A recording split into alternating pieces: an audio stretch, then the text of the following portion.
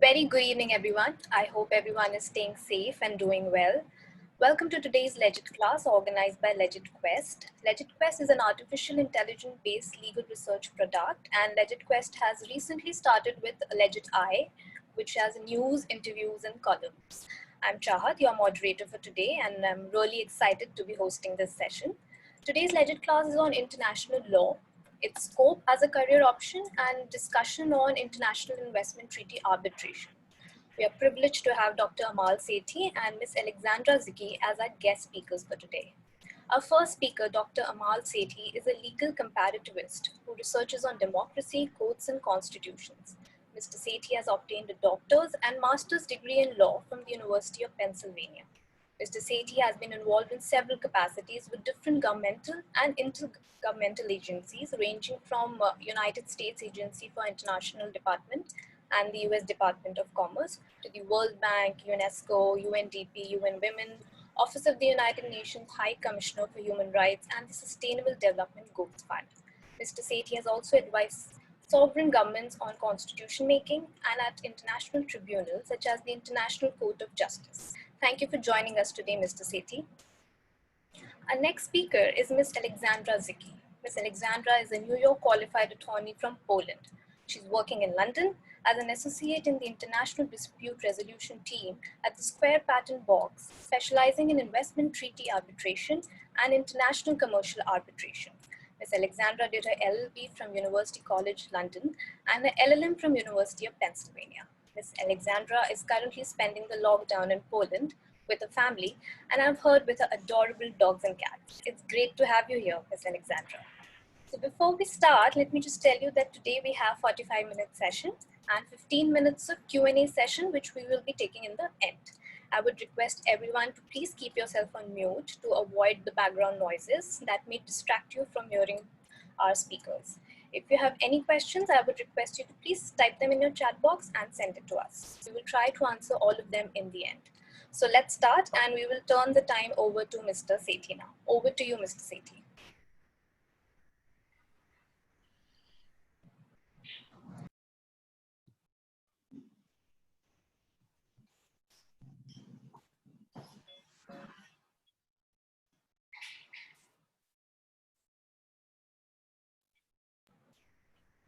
Mr. Sethi, can you hear us? Are we audible?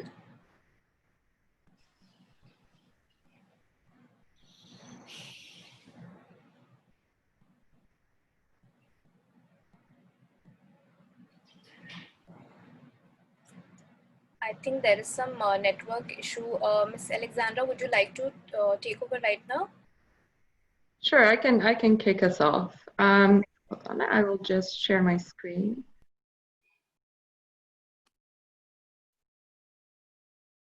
All right.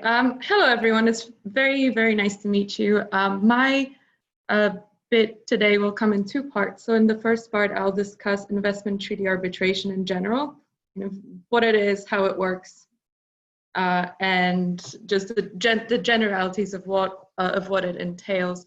And then in the second bit, I'll talk a bit more about how to get into it, how to figure out if it's something for you. And what you can do as next steps if you're interested in investment treaty arbitration as a career path. Right. Part one, what is it? So investment treaty arbitration is a dispute mechanism that is agreed between states. It's usually found in bilateral and multilateral treaties signed by states. And it allows foreign investors who invest in one of the signatory countries to submit a dispute against that country to an international tribunal if that country has wrongfully interfered with the investment. So this can be contrasted with international commercial arbitration, where the dispute mechanism is usually found in a contract between private parties, and then the dispute can go to arbitration.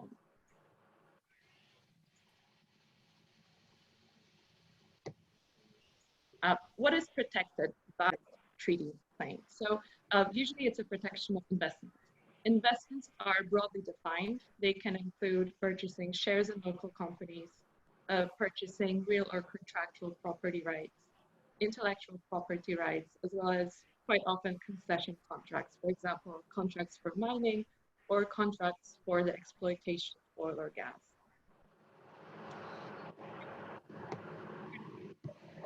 So that companies or private individuals who are residents or incorporated in the case of companies in another state.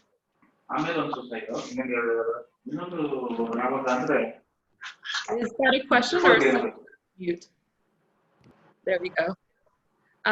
Sure. So why would a country agree to allow foreign investors to sue it outside of its national courts? And the answer, as the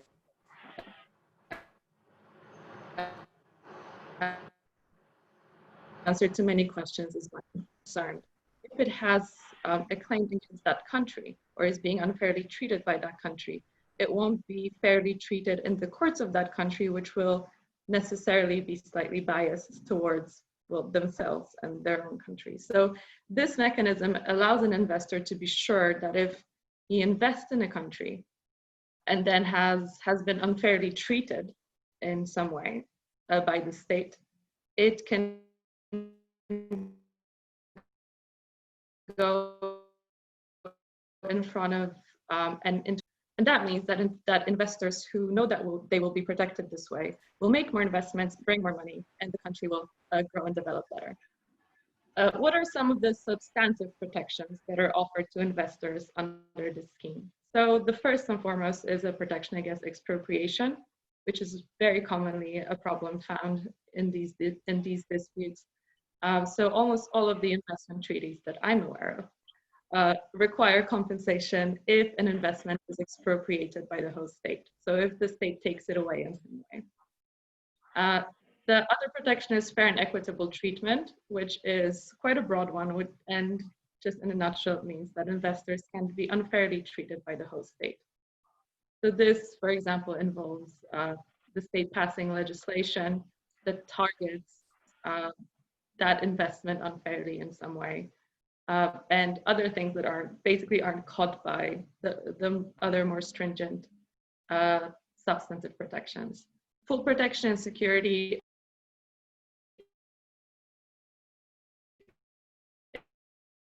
is a physical, send looters into a mine, those kinds of things, focus mostly on physical protection.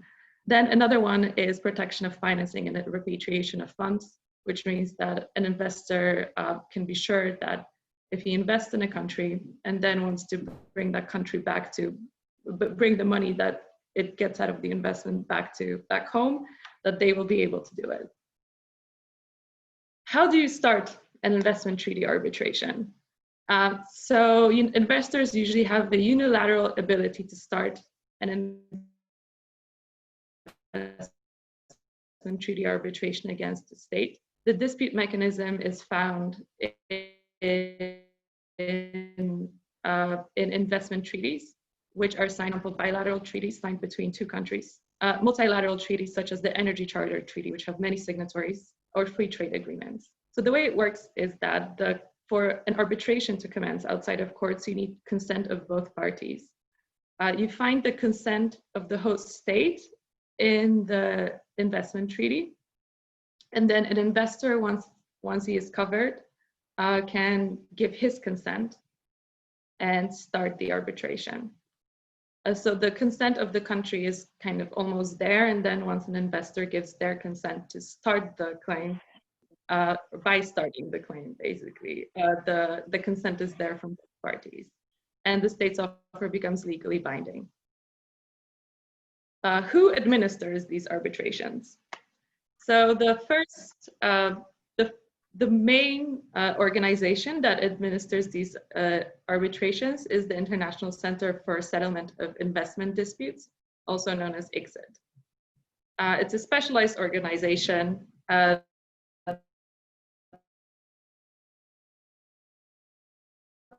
that was created by the Washington Convention. The arbitration awards rendered under the convention can only be invalidated through the annulment procedures provided for in the convention itself.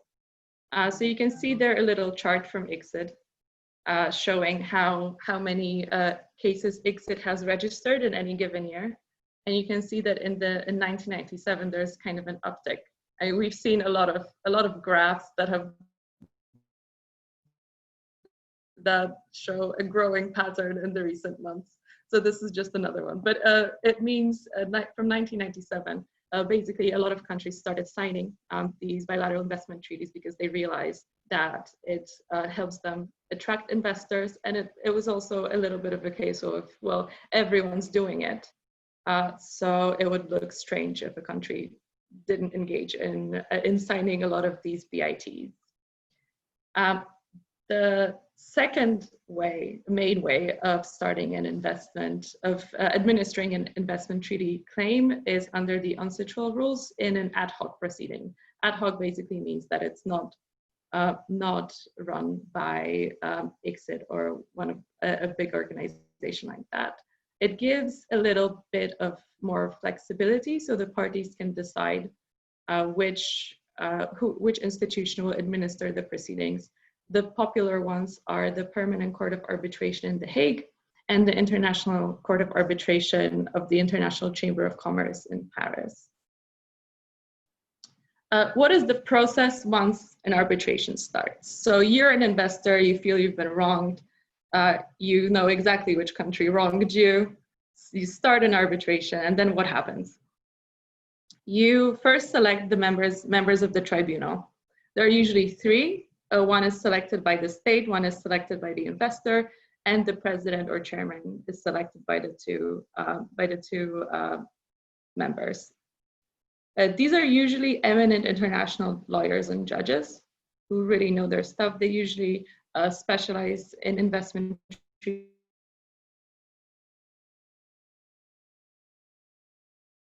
arbitration, repeat themselves. So there's kind of an elite group of people who are usually selected for these arbitrations. And then it kind of continues like a normal international arbitration. So you have exchange of submissions and document production.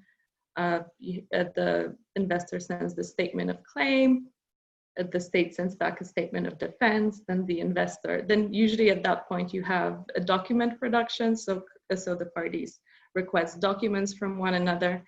And then you have the statement of reply sent back to the investor, and the state finishes this with a rejoinder. And after the rejoinder, oh, I can see my numbers are messed up here.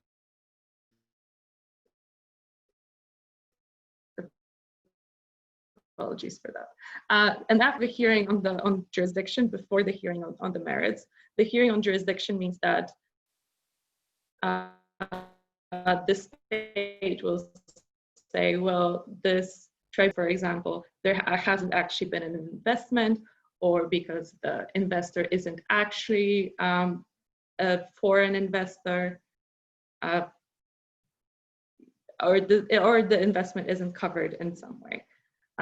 Then you have a hearing on the merits, which is the hearing on kind of the main claims on how the investor feels they have been wronged by the state. After that, you have post-hearing submissions. So this is where you can fire the last shots, summarizing what happened at the hearing and whether that helps or doesn't help your case and the other side's case. And then you get a final and binding award. It generally can't be appealed, but it can be annulled. And if you don't manage, as a state, if you don't manage to annul the award, you get enforcement under the New York Convention. So this is a convention that is signed by most countries around the world, which means that an arbitral award can be enforced like a court judgment. So you don't kind of get a rehearing of the case in national courts if you want to go to a specific country and say, well, that's the asset that I want, and this is the award saying that I can have it. Investment treaty in India.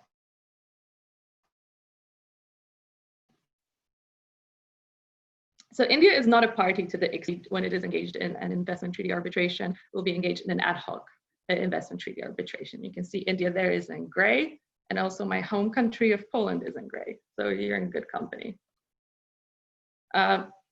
India is currently rethinking its approach to investment treaty arbitration.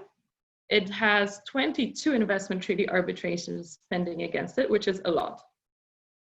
So India lost a big investment treaty claim in 2011, and after that, India as a country decided that, well, maybe we've given too many protections to our investors. And they have remodeled the kind of the model BIT that they have put forward before.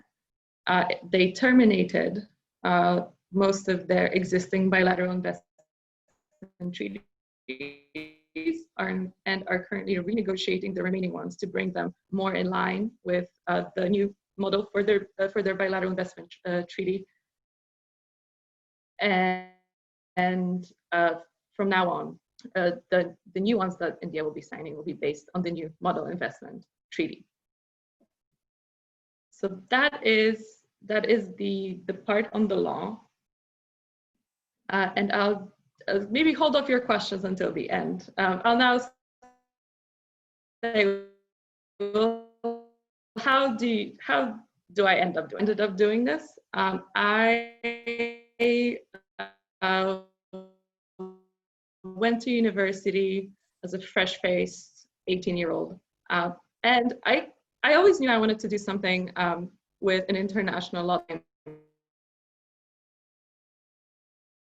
I just hadn't really no subjects at law school that didn't deal with some kind of international aspect. So I struggled a little bit, and then I found the BIS-moot. So I'll talk about that a little bit later. This is an international commercial arbitration moot court. It was really fun. I really liked mooting in general, so that was the thing that I enjoyed the most at university. And then this is something that connected my love of hearing myself speak and international law. It was great fun. From then on, I went to do my LL.M. At Penn and studied in international investment treaty in particular. Really liked it. Really, really, really liked it. I think I sent a lot of very annoying my theories on how things should work, and he was very gracious about them. I also took part in another international investment moot court. Karen beat me. I have to say that. I have to admit it. And then I looked for internships that had an international investment treaty aspect to it. I found one at Squire Patton Boggs, went back to London from the States, and they kept me on.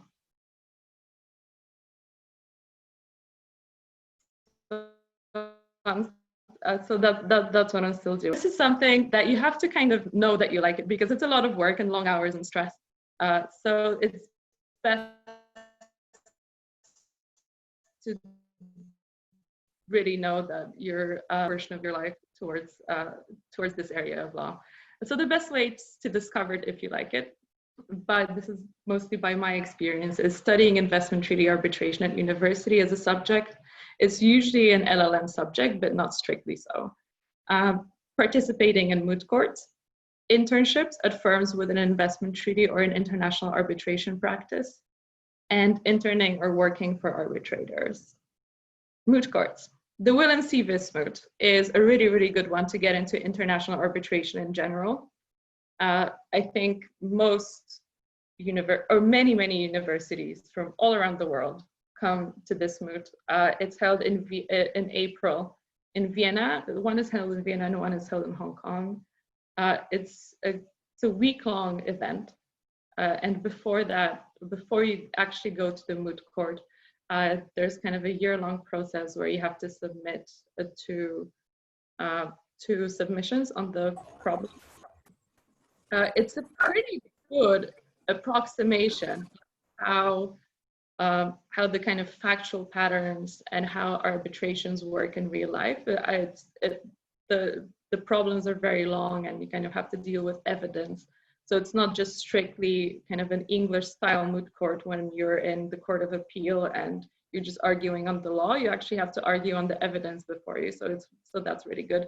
Another good thing about this moot is that you get to go to the main moot, no matter whether you do well or whether you do poorly. So everyone gets to go.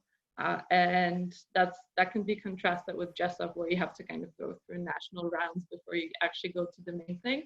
For the Vismut, everyone can go. So that's a really, really good one if you want to get into it. JESUP, I personally haven't taken part in JESUP. So there's not a lot I can say from a participant's point of view in the pre-rounds. And it's also focused more on international law, public international law, rather than investment treaty arbitration. But it's still, you have to know about the kind of generalities of international law to understand investment treaty arbitration. And that's why it's also a good one to get involved. And when recruiters are looking at your background, they're kind of looking for participation in, or they highly value participation in those two moves. Local moot courts focus on investment treaty arbitration. That's not something I can help you with specifically in India, because I just don't know any that I can recommend. But have a look. They can be just moot courts in your law school, or regional ones, or maybe kind of regional ones in surrounding countries as well. But highly recommended to do moot courts. And most people who work in international arbitration that I know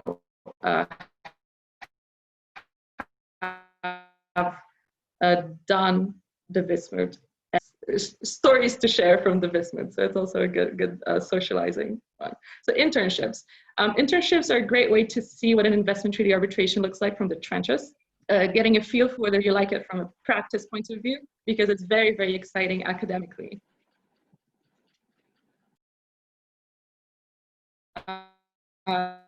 And very, very, I have a filing in 2 weeks. I'm getting ready for the trenches to get really chaotic.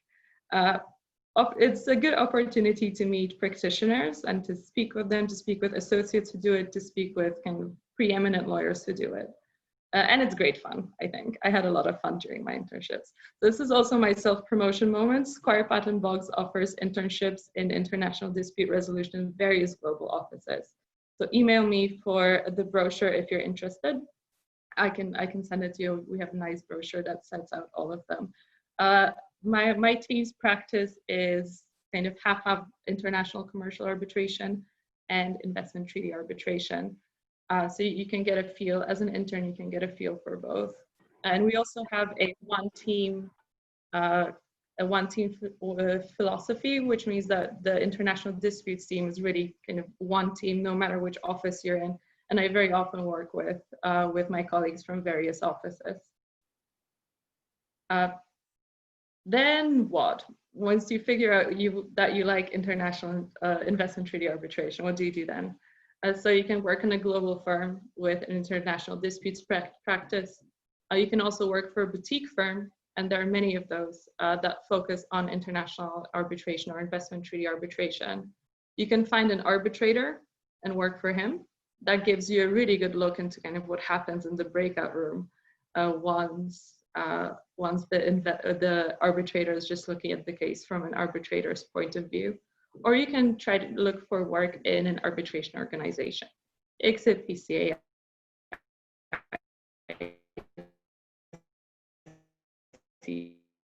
or any local ones. I mean, picture. These are my details for you to take down if you ever want to give me a call or want to email me for the brochure or literally anything else. I'll be very happy to help. And that is my bit. Really nice to meet you guys. Thank you, Ms. Alexandra. I would request Mr. Amal to please start with his session.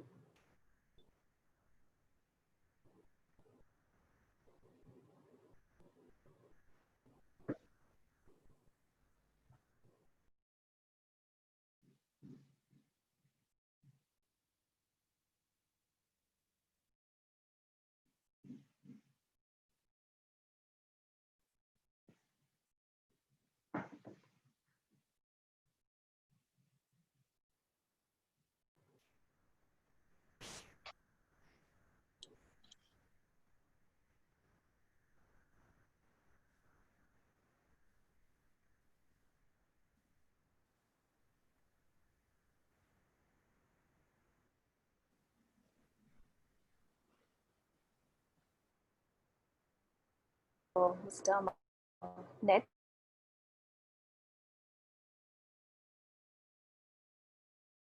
Few questions lined up. So I'll ask you those till the time Mr. Amal is.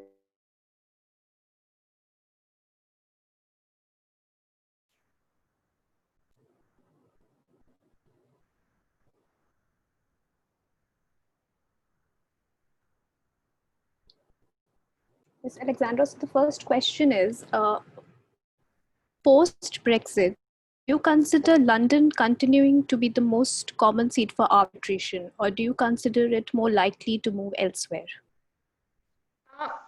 I think that there actually might be an uptick in arbitrations in London because it will be outside of the European Union.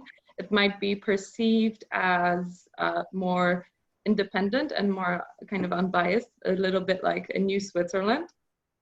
As well for international investment treaty arbitration, London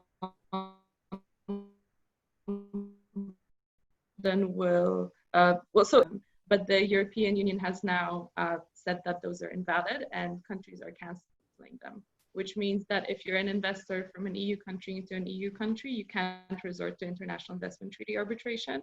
You have to go to local courts, or you have to go to local courts basically for investment treaty-like claims, which means that I think a lot of investors might start structuring their investments through the UK. Once kind of the deal is clear, and it will be clear that the UK is not considered part of the EU for these bilateral investment treaty issues. So I think there are a lot of factors that will lead more to an uptick in London being an arbitration venue than that the importance of London diminishing. And I genuinely think so, just say that because I work there. Okay, so the next question is, how can London continue to maintain its status in the likely turbulent times to come? Oh, sure. Well, I think London has a really great infrastructure for an arbitrations. There are arbitration venues. There are anything from kind of printing to arbitrators already being there and living there. So I think the legal infrastructure and the physical infrastructure for arbitrations is there. The law is very arbitration friendly and very clear. And so I think that in itself will maintain London as a very relevant and an important arbitration venue. What can it do more? I genuinely think that London's already doing everything in terms of facilitating arbitrations and allowing for efficient and fair proceedings. London's already doing everything pretty well. Okay. The next question is there a BIT between the European Union member states? No, so those are now no longer in place as a result of the decision in ACMEA in I think it was March 2017. Yeah. No, EU countries can no longer resort to international investment treaty arbitration between themselves. There is, so I will qualify that by saying there is that some of them are in place, but generally that is the mainstream view. Okay, Ms. Alexandra, I think we can take the questions later because I think Mr. Amal net is stable, I guess. Mr. Amal, can you hear us?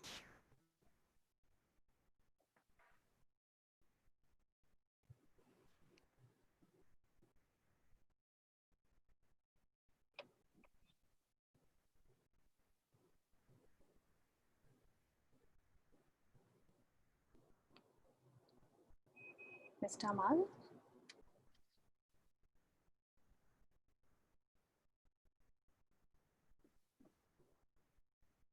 Are we audible?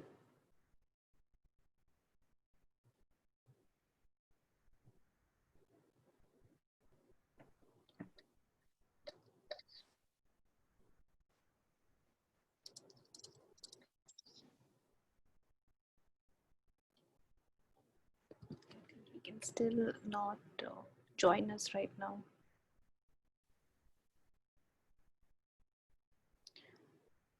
Okay, I think there is some problem, so we'll just get back to the questions, Ms. Alexandra. So the next question is, in cases of the situation of COVID-19, can a party signatory to BITs can terminate by applying force majeure? I don't think so, because BITs are signed by states. So each BIT has kind of specific provisions for how it can be terminated by states. So I don't think that that's the case. Force majeure and COVID-19 are mostly arguments that are used in contracts between private parties.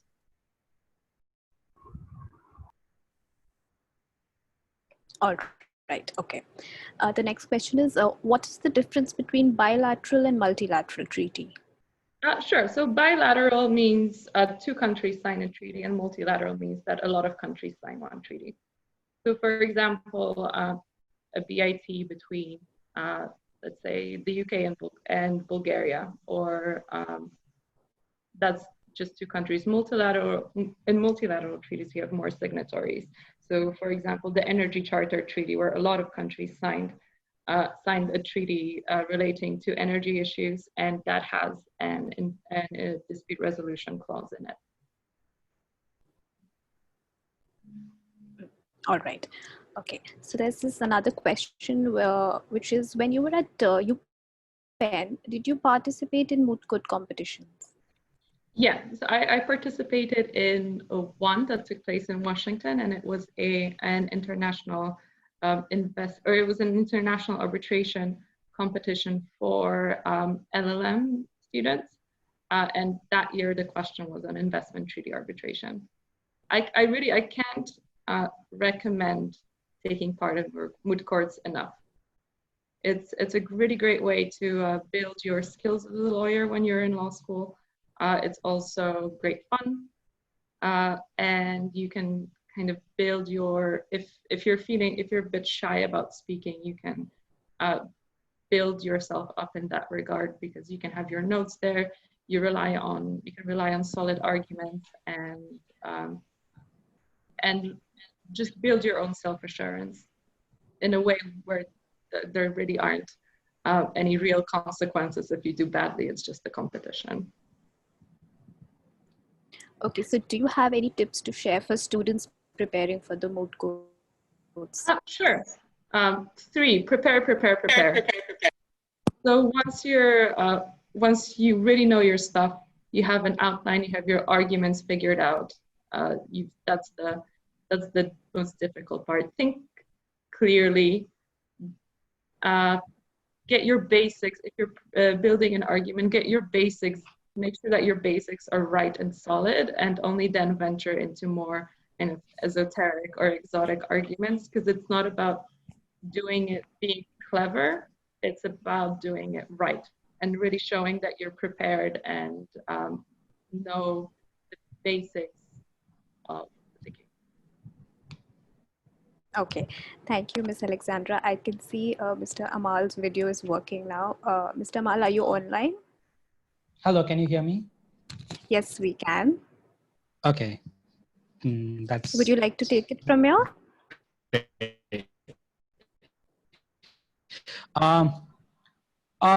Just like chip into those if it doesn't break the flow. Otherwise, I'll just say something like, since I couldn't hear Ola, I don't know really what went on. But if questions were on, I don't, or if like something was asked, I don't mind adding to that perhaps. I think you can take your session now, and we can take the questions in the end. Okay. Can you all hear me? Hello? Yes, we can hear you. Okay. So maybe I might be redundant. Maybe, Ola's covered most of the things. But since I was, originally planning to go ahead, I guess, before her, what I essentially wanted to cover was whenever people speak about international law, especially in India, the one thing I generally see with a lot of students is kind of they have no idea what, people think or what really is international law. A lot of times the first thing that comes to people's mind when, you speak about it or even mention the word international law is something like perhaps the United Nations, the International Court of Justice. International law in its, I don't know, I would say breadth is way more broad. In very, very layman's term, I would, classify international law as something that that kind of governs conduct at a global level, perhaps between countries and foreign citizens, which by and large is, at least by default, isn't enforced by a country's own domestic law mechanism. Sometimes, yes, international, especially in domains like investment law, arbitration would require, a more domestic enforcement, but international law by and large is something that, exists at a more global plane. It exists so that, countries can engage in relations with each other in a better manner, and there's a common footing. Now, India, compared to a lot of other countries, does not have a lot of international law going on. And I think this would be like more relevant for people. So, the question comes is, as an Indian law student, if you are interested in international law, what do you do? Like, what are the opportunities? How do you go about it? Sadly, for most people, if you don't have connections, you don't know how to go about it, at least in law school, getting, internships or something substantial is tough. So what do you do? I guess, the answer to that somewhere is that try and figure out the best way we can do something about international law. I mean, yes, as a second year law student in most Indian colleges, you aren't getting an internship at the ICTY, or you possibly aren't getting an internship at a firm that litigates at the International Court of Justice. I think for us, a lot of the international law that we can do as law students in India is more at an academic level, writing papers, conducting research, doing moot courts. Yes, you'll always find those few, I would say more like human rights NGOs that are involved with largely domestic human rights work, but their ambit could include a bit of international law.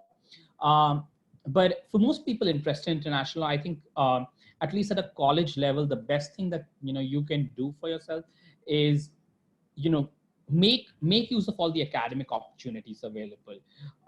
Get your basics strong. Try to introduce yourself to whatever you can. For example, so international is something I really enjoyed as a law student, and while today my work isn't very hardcore international, so international is something I was really fond of since possibly the first day I joined law school. So just speaking about my own trajectory, I guess what I did was I involved myself with a lot of moots. I did Jessup, Manfred, another one which is not coming to my mind. So this itself took like a really large substantial portion of my law school life, doing like big substantial moots, which, the entire preparation and everything goes on for 6-7 months. I did write a lot of papers. I mean, yes, publishing is another entire different topic and a completely different ball game. But in 2020, you have a lot of publishing opportunities. I did try and find a few internships, which while wouldn't be classified as hardcore international law internships, and these are what I could find in India at that time, did involve a substantial amount of research that would actually supplement, I would say international law, or which like operated on kind of the border of international law. For example, I worked for about 2 years with an NGO, and a lot of work we did, we did examine international treaties to see where India is lacking, what needs to be remedified, etc. So I think these are the kind of internships you can find. But I mean, as sad as it is, a lot of the opportunities in Indian law schools would be pretty much academic. um, Now there's another question, like, so okay, I get that, but I still want a career in it. Is there a scope for that? I think the answer to that is yes. And I think sometimes, within India itself, there's a lot of scope. For example, within the government, or at think tanks, or a lot of even international organizations do exist in India. Um, one thing very sadly, which I see with a lot of these places, are that they again very rarely take people without connections or without foreign degrees, especially fancy degrees which look good on your paper, which at least like prima facie looks good. I do think a degree like an LL.M or an MPA or MPP is something, at least in this field, if especially you want to practice in India, it's a must. Your opportunities will be very limited without a substantial graduate degree. And if you do want to practice this outside, where there's a lot of opportunities, as an Indian law student without a graduate degree, you won't even find those doors open. So I think, as sad as it sounds, I think like as an Indian law student, if this is a field that interests you, a graduate degree is kind of a must.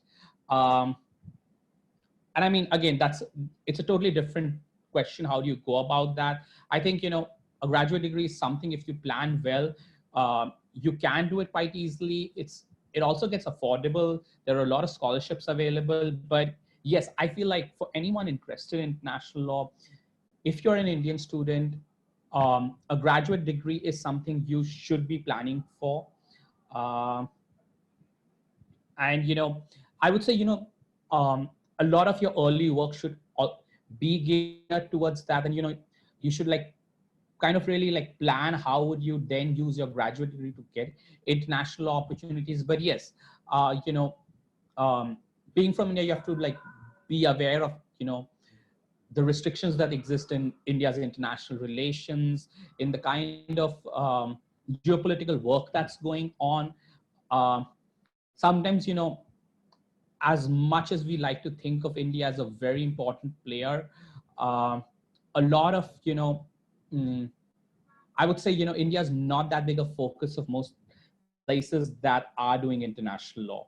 So, even at that stage, when you're like going for a master's, I feel like this is something, you have to kind of be aware of what are the opportunities, what are realistic opportunities, and how do you like kind of leverage them. Hello? You're audible. I'm audible. That's kind of, hello? Hello? Amal. Yeah. Yes. I guess that's kind of like the overview of what I think, as Indian students, we need to keep, at least what we need to be aware of when, thinking about careers in international law, thinking about, just what international law we can do. I know I'm sounding really pessimistic right now, and I don't mean to discourage anyone. In fact, like this is something I always, I think there were, at a time when a lot of people are kind of burned with like the law firm life and especially the corporate life in India. I think international is something that has a lot of opportunities. But as Indian law students, you have to be really realistic about what those opportunities are and how you can, get to that point. I think a lot of times, like when people ask me, they ask about jobs that potentially might not be even available to Indians. I think it's generally like without graduate degrees, it's very tough for like when Indians apply for, let's say, United Nations jobs to actually hear back from them. But yes, for everything, there are a lot of opportunities available, but, I think everything you need to figure out, like, how do you navigate them? And I think like the one single suggestion I can give beyond, just being pragmatic about the options and how do you go about them is that international law is one field. even more than any other field of law where connections matter.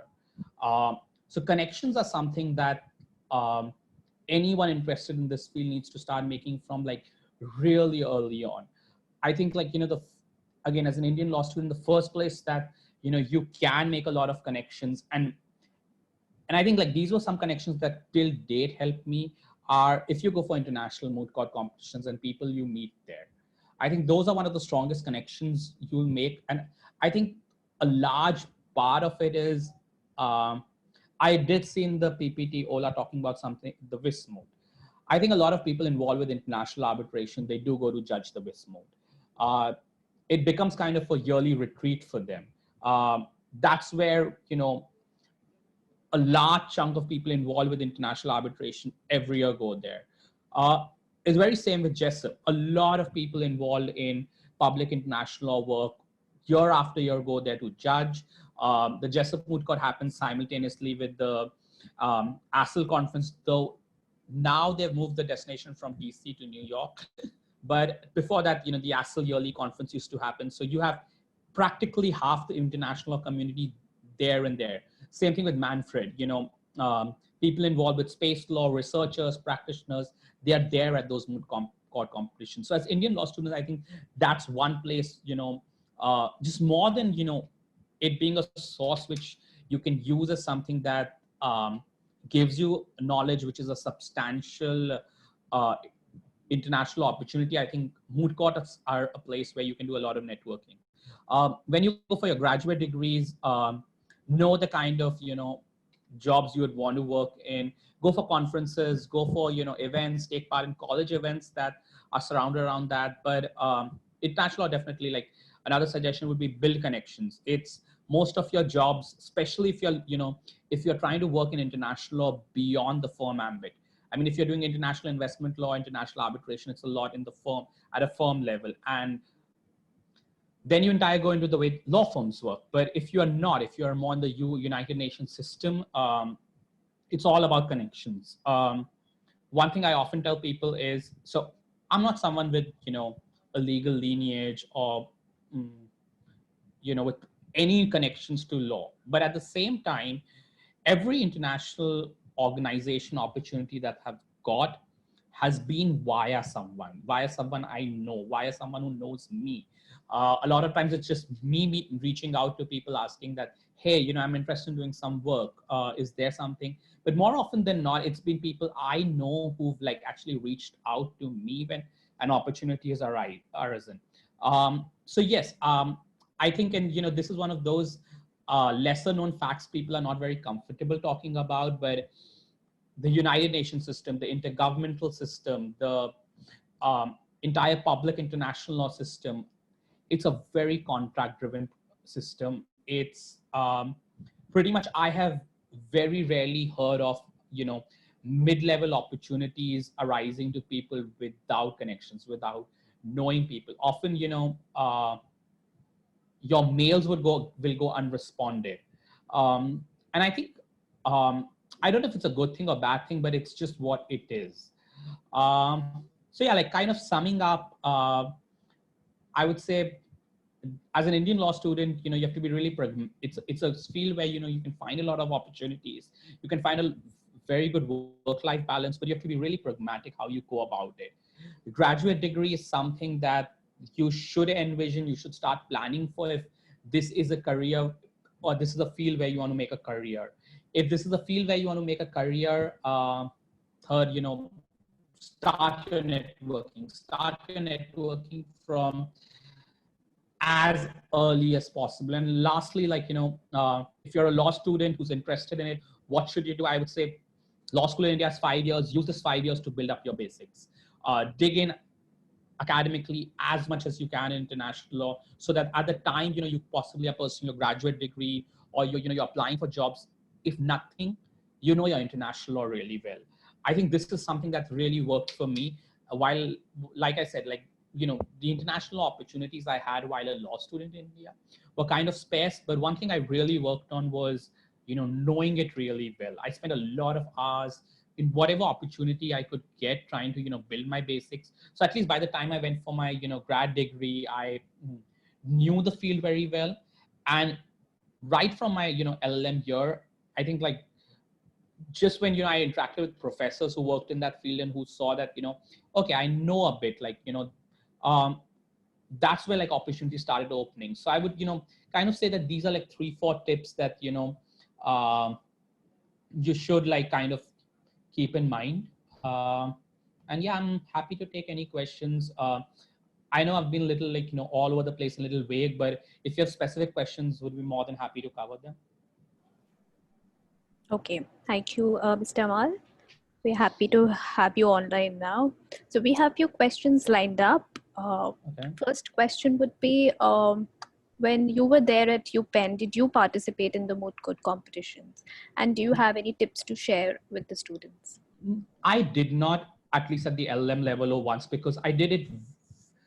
So I have a twofold answer to this. Like I said, I did 3 substantial moots when, I was a law student in India. I had an overdose of mooting, and, I made it to 2 world rounds.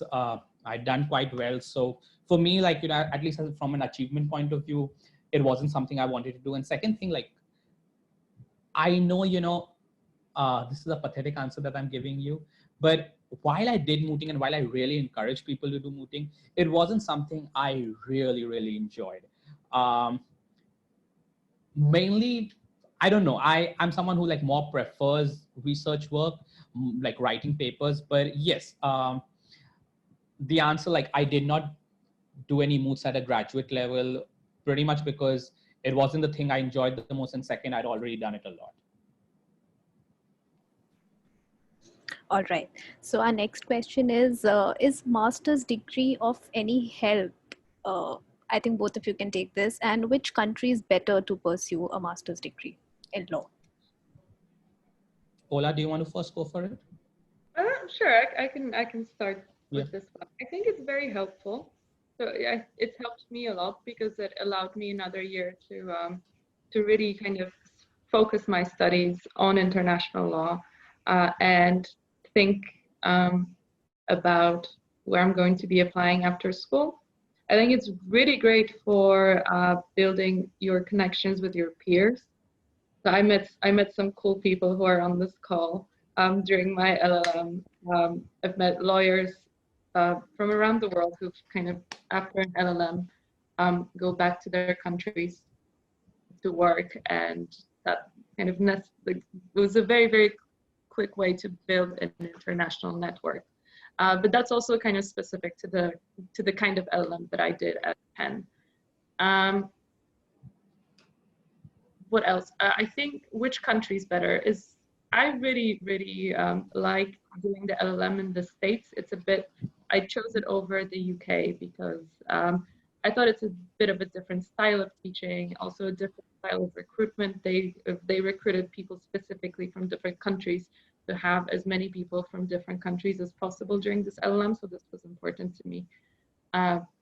And I was actually at that time a little bit sick of London, so I'm not gonna lie that played a part, ironically. I think it's more, financially it's more difficult to do an LLM in the States. It's more difficult to manage it financially just because they're super expensive. I think that's I hope that covered it. So my answer would be, something I earlier said, that if international law is what you want to do, and if you're an Indian law student, pretty much you need a master's. And I guess like, especially if you like want to make yourself open to like the best opportunities in international law, you need a master's. And beyond that, I think, we often try to find a one-size-fits-all answer for how does a master's degree help. I think there isn't a one-size-fits-all. I think, this is definitely a topic that itself requires not just one webinar, multiple webinars, or multiple sessions. One thing, and I think I always, say this one thing, like a lot of times people ask me, to speak about LLMs or etc. And I often like, try to convince the host people that let's narrow it down. Let's narrow it down more to like LLMs for jobs at law firms, LLMs for jobs at the UN. And I think, you know, that's a better way to approach it. A master's degree will always kind of, you know, give you some advantage. Like Ola said, if nothing, you know, it will help you build those connections. It will help you meet really cool people who've done, you know, amazing things that you never knew existed. It would always, you know, give you some new perspective to education. I mean, if you are going to the top universities in the UK or US, chances are that you've not never studied from faculty members as good as what you would meet at these universities. There are a very handful of global universities where the faculty is as good as the ones at the top universities in the US and UK. That being said, there are some, again, there's some amazing universities in Australia, Singapore, continental Europe, which do match very well, but most of them have their strong points. So obviously there are a lot of pros about the LLMs, and most of the cons about an LLM pretty much come down to the cost factor. By and large, you know, and a master's degree, at least in America, is going to be expensive. Yes, I think, you know, again, a lot of times the standard questions that I get when people randomly reach out to me about an LM is about scholarships. The long answer to this, I mean, I would rather the short answer to the question of scholarships is that it's really, really tough. Though I myself did get a lot of scholarships, but I think I often, you know, credit that to being lucky, number one, and two, going into the LLM with a very, I would say, public law profile, which at least at a place like Penn, we didn't have too many people with public law backgrounds. So that kind of provide the diversity, and a university would like give you money. But I often see, you know, and this is what I've spent some time, you know, while doing a doctorate on the admissions. I've, you know, met LM people year after year from different colleges. I do think people with corporate backgrounds find it very hard to get scholarships. Also, most people who generally do get scholarships are people who are academically quite strong. But yes, that in short, it's another thing that, you know, you can navigate. And yeah, LLM will always give you some pros, but most of the times you'll need to balance it with the cons of how feasible is it for you financially, and how do you see yourself kind of making it a cost-effective decision. Okay, thank you so much. There's this question that I would like to ask Ms. Alexandra. I think you mentioned the JESIP International Law Moot Court Competition. Could you talk more about it? The students are interested in knowing a bit more about it. I think that's actually a better question for Amal, because I haven't done JESIP myself, so I just know it through the grapevine. Amal, do you want to take this one? I think you can give a better... So, I mean, it is the top international law moot court perhaps in the world, with Vienna, which is not a hardcore public international law moot, it's more an international arbitration moot. So sure, yes, JESIP is the best moot court competition. It has amazing problems. I think I have not learned more international law from any experience than preparing almost a year for JESIP. But as most of you know, the India rounds, and JESIP is something I've even, you know, I every year make an effort to go and judge, because now I actually have a lot of friends who go every year and judge. So for, you know, I'd earlier spoken about moots being a networking opportunity where most people interested in something do end up coming. So I'm one of those people who actually, you know, now that I do have a career, I do go every year, because for me, it is one of those places where I meet my friends year after year. But India has one of the toughest domestic rounds for JESIP. You all know that perhaps it's just 3 or 4 colleges that make it every year to the world rounds. A lot of times, if you do see, it's the top end schools that make it. So I think yes. So I think, you know, I'll give like a 2-3-fold answer. The first is, if you do get an opportunity to do JESIP, even if it's the India rounds, do it. It's one of the best experiences if you're interested in international law. If nothing, just from like researching for the problem, you're going to get to know a lot. The second thing is that if you are doing JESUP, realize that it is not something that you can prepare for 10 days and expect to do well. You do have to make that commitment of 5-6 months for the moot court.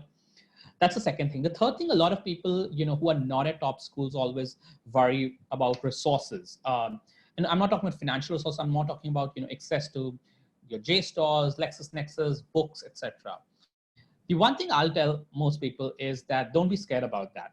There are two things to it. JESUP does provide you a few resources on its own. The second thing is in 2020, Google has most of the answers. A lot of times I see people being really scared going into a moot court like JESUP or WIS because they think that they don't have the same research resources at other places. But for these, at least at a moot court level, and you'll be interested in how most of these problems are drafted, taking into account that there are a lot of teams that don't have the access to a large range of resources. So if you do search Google well, generally you'll find your answers in Google. I often joke about the fact that I just completed my doctorate at Penn, and we have like one of the biggest libraries and the most resources available. But even for my doctoral research, it's once a month that I need a resource that's actually not available on Google.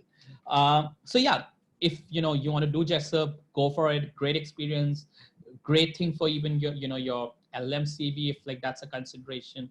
Great learning experience, and don't be scared if you do not go to one of the top colleges that doesn't have all the research. But yes, one thing I'll tell you, if you're an Indian law student listening to this, and if you are interested in JESUP, reach out for tips to as many people who've actually done the world rounds or have done well in the India world rounds regarding JESUP. Because if one thing about JESUP is, at least even the India rounds and the world rounds, is that there is a particular pattern to go about it, which is very important. And I think that's true for like pretty much every major moot. So as much as you can, get to know about how to really crack these moots, crack these problems, the better off you are. So if you're doing this moot court, just reach out to as many people as you can. Just even if they don't have time to, read the entire problem or give you, just ask them for just general tips about how you can perhaps go about this moot. And I'll just leave with this, like, great thing to do, but if you're doing it, make sure you're taking out the time to do it. I'll just chime in at the end. Something that you can do today or kind of in the immediate is investigate with your schools whether they have teams for JESUP, for the Bismuth. What are the schedules? Because it's a kind of a year-long process. So how they recruit, who they recruit. Basically just get the schedule and see if you can get involved this year or if you'll have to wait until next year, but just get a plan to see how that works. But I 100% would encourage you to do it. It's fun. Okay, thank you so much. The next question that we have is, are there any opportunities for Indian students to go to London to pursue international law-based internships? How to go about it? Sure, I can maybe field this one. There are a lot of internships available in London.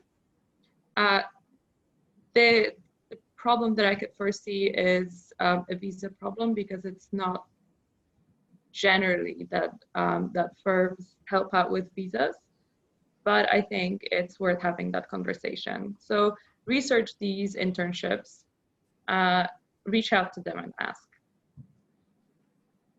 That's my tip. Okay, thank you. Mr. Amal, do you want to add on? I'll just chip into that. I'd said early on that generally these things are very tough, and that time I didn't mention, but Ola raised a very important point that I think like the biggest obstacle to it is visas. The Indian passport isn't a very strong passport. It doesn't allow you to like go around the world freely, work freely. So that is a big hindrance. Having said that, I mean, there are always ways you can overcome that. There are ways you can work around with the visas. Mostly one thing about immigration and immigration rules generally everywhere is the reason firms don't want to, or like any organization for a matter of fact, I mean, if you think firms are hesitant to sponsor or help you with visas, try international organizations. They're even worse. They are not going to even have that conversation with you. They're going to be like, if you can't work here, you're not eligible to apply. But having said that, one thing I've realized is a lot of times visas aren't that tough. It just requires a lot of research from your side. Just something what Ola said. So it's definitely a thing you should look into. I can't speak about London specifically, but over the years, I've seen so many Indian students intern just at different places, be it London, be it Hong Kong, Singapore, sometimes US. So there are visa routes that you can navigate. Do your research. And I think, yes, perhaps sometimes the top law schools in India, the top 2-3 law schools would have, some of these top firms, top British firms taking a few summer interns, etc. For those, I mean, if that happens, that's great. If your school has one of those firms coming up. If they don't, I think one of the best things you can do is just reach out to people you think might be helpful in getting you those internships, maybe via LinkedIn or, in India, we have a lot of conferences, a lot of arbitration conferences, a lot of corporate conferences where people do come, who work in foreign firms. So if you're attending those conferences, reach out to them, develop that relation, possibly talk about, the possibility of an internship, or even if you start working, the possibility of a secondment, spending a semester, 6 months at that firm. So it's something, definitely if you're interested in, you should look into. And the one thing I'll say, it's way less hard than people think it is. It's hard, it requires a lot of navigating around, but it's not as hard as a lot of people think it is. It's not something that's impossible. But yeah, I guess that's my answer for this. Yeah, I think just research which firms offer them, and it's very Googleable. And just write up your applications and ask, even if the application says, you need a right to work in the UK. I think there's nothing to lose by asking and by trying to push a little bit. And if you don't ask, you'll never know the answer. Okay, thank you so much. There is one question directed to Mr. Amal. They want to know how was your journey from a master's to doctorate degree? What one needs to do if one wants to pursue doctorate degree? I generally find this a very tough question. I think, a lot, the first thing, the most standard answer that has to, that's like a must before anything is, if you are interested in a doctorate, your academics need to be impeccable. Even for a matter of fact, Penn, if you are interested in the law, in pursuing a doctorate degree, Penn pretty much only takes people from their own LL.M program. They've made an exception here or there, but most of those exceptions are generally not really as much exceptions because they already have working relations with professors. But if you are interested in a doctorate, the first thing is grades. Grades at your undergrad level, grade at your master's level. I think in our year, a few people applied. I think only 1 or maybe 2 got in. But one thing that's common to everyone who is pursuing a doctorate at any US or UK top university is pretty much impeccable grades. That does mean that, a lot of times people talk about the LL.M as an experience, a year abroad. People don't appreciate this answer too much, but I didn't have too much fun in my LL.M. I'll be very honest, I did study like 14, 15 hours a day. I made sure that I got an A in every class. So if that's not, there, pretty much your application doesn't move to the second part. So I think that's the first thing that you have to make sure. I think another thing, and I mean, to be very honest, it's not as tough. Again, it's just something that requires hard work and dedication. It's just like, it's more like you need to know what your priorities are. Now, if someone is not interested in a doctorate, I wouldn't tell people to waste their entire LL.M just in the library studying.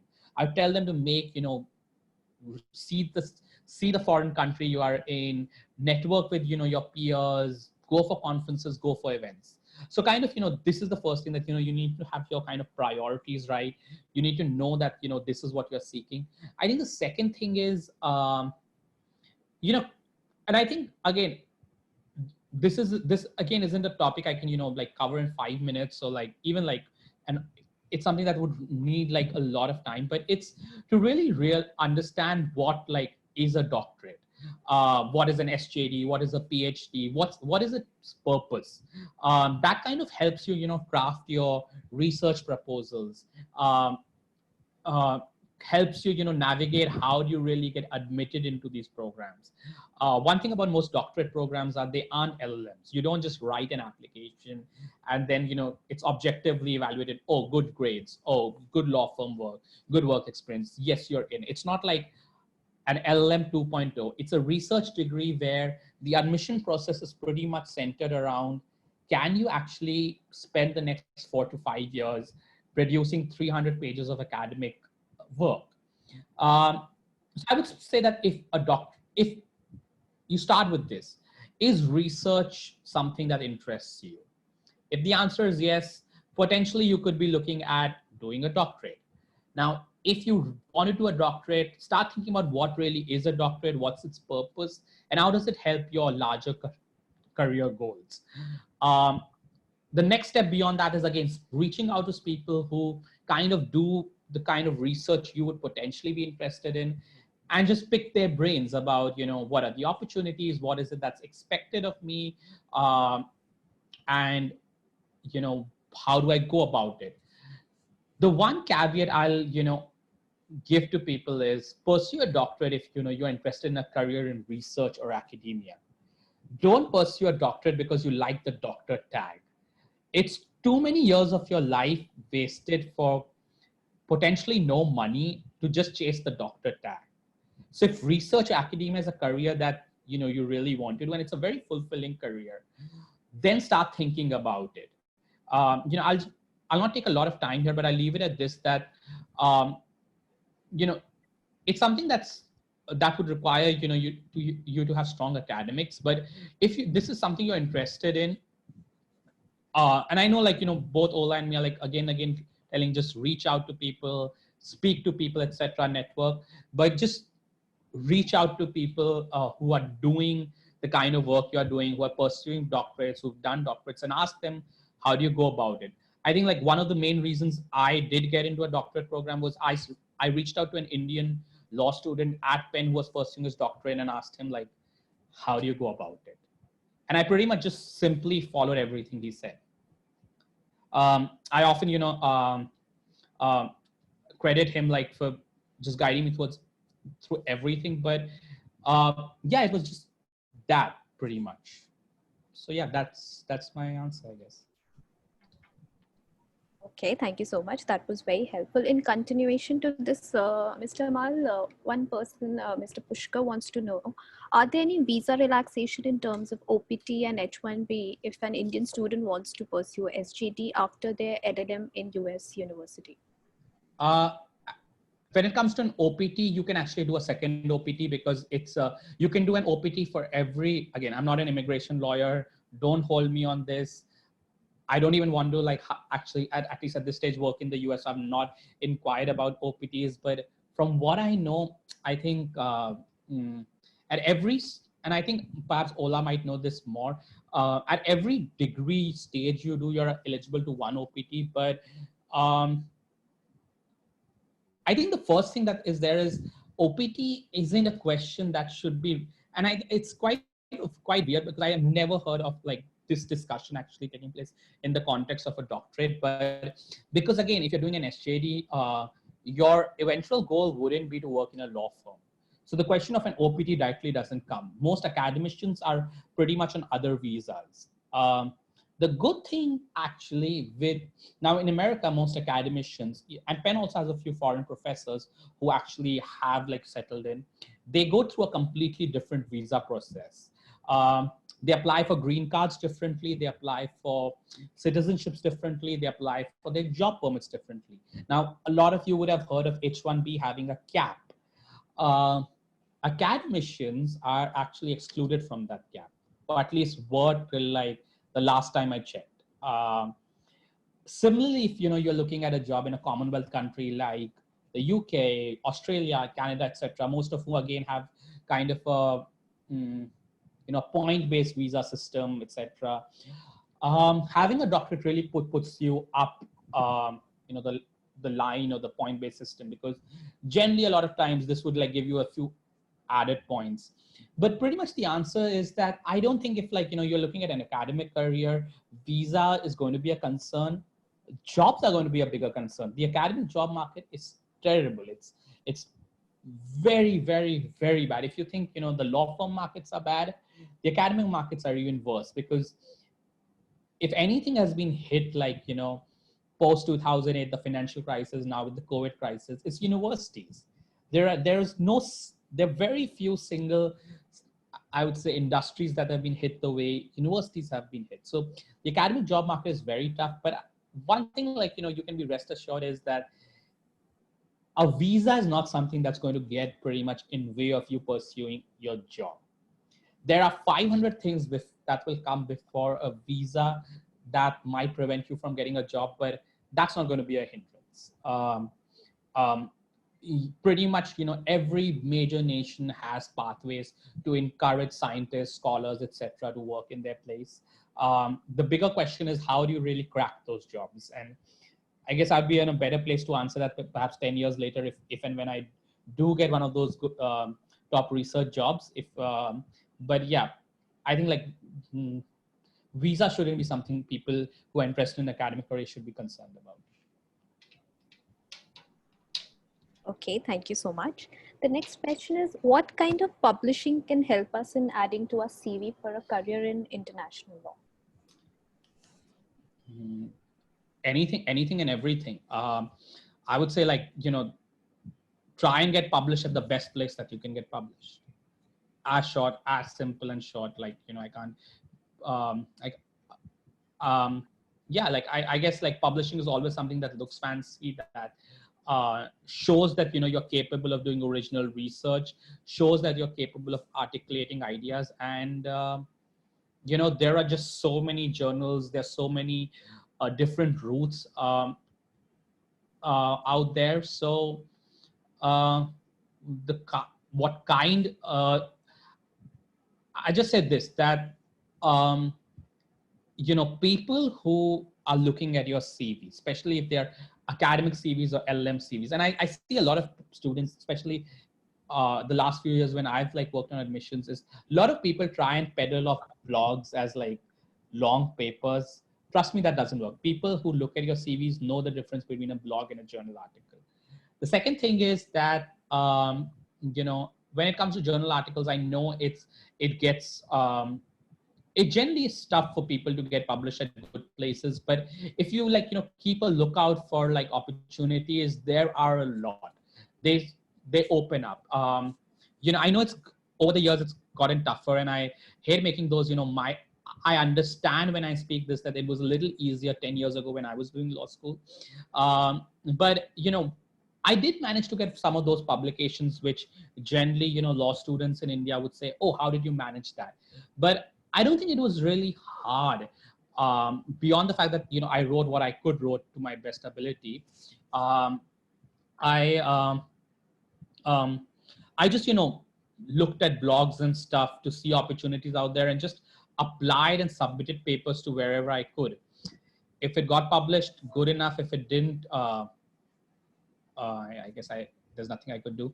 But one thing I think even perhaps Ola could also add to it is what I meant about looking for opportunities. I think Ola and I both had taken a seminar pen, and we just found this opportunity where we could actually get our seminar papers published at the Penn Journal of International Law, which is one of the leading international law journals. And that itself was just a start. So if you just keep on looking for opportunities, just keep a lookout, they do open up.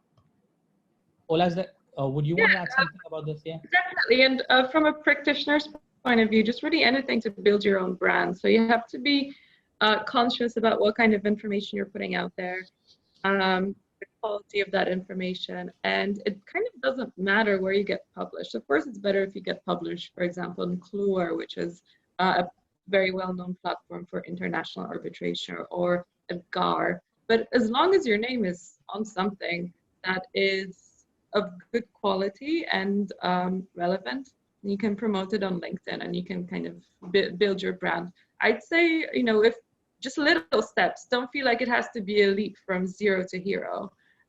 Just build that brand and keep thinking about things. You have to know a lot about the topic to come up with something that will catch people's attention. Be quick also, because topics come up, and then, you know, by the time you're the 50th person writing about a blog post about something, no one's really going to be interested unless it's something very innovative. So just write, and share on LinkedIn. You know, one small thing I want to add from like something Ola said and just like clicked in my mind, that, you know, write about things you can actually write about. Don't try and be too ambitious. Don't think that, you know, you have to write like the most complicated legal theory papers out there. Understand your limitations. Just try and produce things you think you could do a good job with. And as someone doing public law, I think it's a very big difference in the kind of corporate stuff that goes out in public law. I would say one thing, especially as earlier career people, yes, you know, freedom of speech is amazing and stuff. Be careful, think twice about the kind of stuff you're putting out there. And as someone who studies democracy, I always caution people, know where you are, know your audience, and, you know, think twice before, like, you know, putting stuff out there. You know, you don't want to have something so controversial out there that actually starts hampering your job opportunities. So, you know, kind of, I think it's always also, and I don't know how it plays out in law firms, but you have to be pragmatic with the kind of opinions you're having out there. I think, you know, places are very cautious about the kind of, you know, scholarly, even, you know, when you're university, the kind of scholarly output that's there. So I don't have an answer to, you know, what exactly is like the range of possibilities of things that is acceptable or not acceptable, or what counts as controversial, but it's just something you should think about. It's not something that, you know, you should like, you know, I think I can give a very small example, and is that, you know, there was this, and this is just kind of like to put in picture what I mean by this. There is this like a very small minority in academia that thinks like the best system of governance is a really strong executive, the kind of executive that Hitler used to yield. And they think that's like just the potential out there. But that's a very minority opinion. And I've seen that, you know, if that's the kind of views that you have out there, that's definitely going to, you know, hinder your getting into a PhD program or getting academic jobs, etc.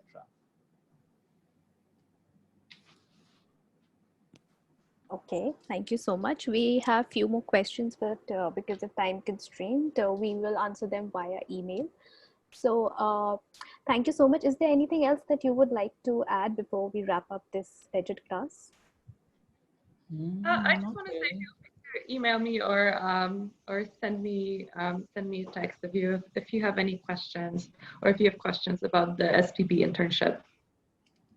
Yeah, I think I'll also echo the same thing. I might be, you know, slow to get back, but one thing I'll just say, I'm definitely not one of those people who like I'm 24/7 on my computer answering emails. But one thing I'll definitely do try and get back to everything that people ask me. And if you don't hear back from me, please send me a reminder. I would not consider it rude. Keep sending me reminders till I don't reply. If I've not gotten back to you, it's either for two reasons: that I actually haven't seen your answer, your mail, or I have forgotten about it. Okay, great. Thank you so much, Mr. Sethi and Ms. Alexandra. It was an honor to have you both. Thank you so much for your time and for that insightful session. I would also like to thank everyone for participating in today's Legit class. We hope to see you again next time. For recording of this Legit class, kindly subscribe to Legit Quest's YouTube channel. Thank you all and have a great weekend. Thank you so much. Thank you. Bye. Bye-bye.